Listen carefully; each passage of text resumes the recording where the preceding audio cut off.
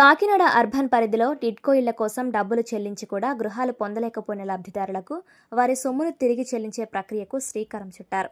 ముఖ్యమంత్రి నారా చంద్రబాబు నాయుడు అనుమతితో Kakinada city MLA Vanamadi Kondababu శనివారం స్మార్ట్ సిటీ కార్యాలయంలో 739 లబ్ధిదారులకు 6.53 కోట్ల మెగా చెక్ను బాధితులకు అందజేశారు.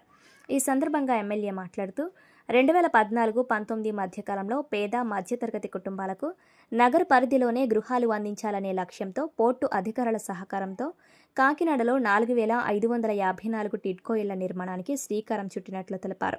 అందులో 1,150 డబుల్ బెడ్రూమ్, 904 సింగిల్ బెడ్రూమ్ ఇళ్ల కోసం లబ్ధిదారుల నుంచి డబ్బులు వసూలు చేసి ప్రభుత్వ ఖజానాకు జమ చేసినట్లు పేర్కొన్నారు. అయితే 2019లో ప్రభుత్వం మారిన తరువాత టిడ్కో గృహాల నిర్మాణం పంపిణీ ప్రక్రియలో జాప్యం ఏర్పడడంతో లాటరీలో ఎంపికైన పలువురు లబ్ధిదారులకు కూడా ఇళ్లు పొందలేకపోయారని తెలిపారు. ఇల్లు వస్తుందనే ఆశతో తమ పొదుపు సొమ్మును చెల్లించిన కుటుంబాలు ఏళ్ల తరబడి ఎదురు చూడాల్సి వచ్చిందన్నారు. 2024లో కూటమి ప్రభుత్వం అధికారంలోకి వచ్చిన తర్వాత ప్రతివారం నిర్వహిస్తున్న ప్రజా దర్బార్లో టిడ్కో బాధితుల నుంచి పెద్ద ఎత్తున ఫిర్యాదులు రావడంతో ఈ సమస్యను ముఖ్యమంత్రి దృష్టికి తీసుకువెళ్లినట్లు తెలిపారు. దీంతో ఇల్లు రాని వారికి వారు చెల్లించిన మొత్తాలు తిరిగి చెల్లించే ప్రక్రియ చేపట్టామన్నారు. కాకినాడ నగరంలో ఇంకా 739 మంది లబ్ధిదారులకు గృహాలు నిర్మించి అందించాల్సి ఉందని ఎమ్మెల్యే పేర్కొన్నారు. టిడ్కో సమస్య పరిష్కారానికి ప్రభుత్వం కట్టుబడి ఉందని, మిగిలిన బాధితులకు కూడా న్యాయం జరిగేలా చర్యలు కొనసాగిస్తామన్నారు. కార్యక్రమంలో municipal commissioner N V V Satyanarayana, TPRO Sailaja, నగర అధ్యక్షులు మల్లిపూడి వీరు తదితరులు పాల్గొన్నారు.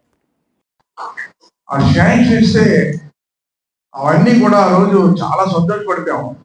నేను కూడా ఒక ఎమ్మెల్యే ఉన్నాం, మనకి అనుకోకుండా స్థలం దొరికింది. స్థలం దొరకడే కాకుండా 4,254 ఇళ్ళకి శాంక్షన్ ఇచ్చారని చెప్పి ఇలాగే ప్రజలందరూ చెప్తే, మన నాయకులు కార్యకర్తలు అందరూ ప్రజలు చెప్తే అందరూ కూడా డబుల్ బెడ్రూమ్ అయితే ₹1,00,000 కట్టండి, సింగిల్ బెడ్రూమ్ అయితే 25,000 కట్టండి అని మనమే అందరికీ ప్రచారం చేసాం. ప్రచారం చేస్తే చాలా మంది ₹1,00,000 కట్టారు, కొంతమంది అయితే 5,000 కట్టారు. కట్టిన తర్వాత అంతా కూడా ప్రభుత్వానికి వెళ్ళిపోయింది డబ్బులు. ప్రభుత్వానికి వెళ్ళిపోయిన తర్వాత మనం అంచులంచులుగా కట్టుకుంటూ వస్తున్నాం. మొట్టమొదటిగా 1,152 ఇళ్ళు మొదలై పూర్తి స్థాయికి వచ్చినాయి.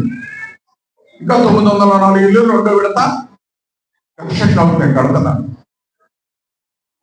ఈలోగా ఎలక్షన్ వచ్చిందండి, మనం ఓడిపోయాం, ప్రభుత్వం లేదు. చూడండి, ప్రభుత్వం కోల్పోవడం జరిగింది. కోల్పోయిన అధికారం వైఎస్ఆర్ పార్టీ వచ్చింది, ముఖ్యమంత్రి గారు అయిన తర్వాత ఏం చేయాలండి? ఎవరు డబ్బులు కట్టారో వాళ్ళందరికీ కూడా ఇల్లు ఇచ్చేయాలి. ఇంకా ఆగిపోయి ఉన్నాయండి, కట్టాలి. ఇంకా స్థలం ఉంది, అవి కట్టాలి. అవి కట్టకుండా ఆఫ్ చేస్తారు, మీ అందరికీ తెలుసు. ఆ 1,152 ఇల్లు కూడా లాటరీ ద్వారా తీసుకు కూడా సరిగ్గా ఇవ్వలేదు. ఇంకా 904 ఇళ్ళు ఉన్నాయి, ఇవి కూడా కట్టి ఇవ్వలేదు. చూడండి ఎటువంటి పరిస్థితి వచ్చిందో. డబ్బులు కట్టినాలేమో మాకు ఇల్లు రాలేదు చూస్తున్నారు, ₹1,00,000 బాధ్యతలు కట్టినారు. వాళ్ళ గురించి పట్టించుకునే సందర్భాలు లేదు. ఈలోగా ఇల్లు కావాలన్న వాళ్ళందరికీ కూడా ఇక్కడ కట్టకుండా కొమరగిరి తీసుకెళ్ళిపోయారు.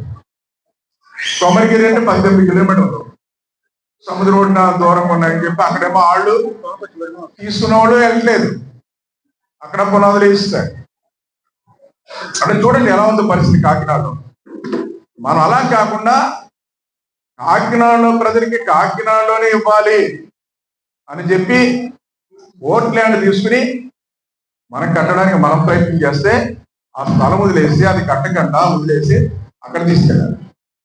వాళ్ళ లేదు, అక్కడికి చేతికి పట్టాలు ఇచ్చారు, కొమరగిరి లేదు.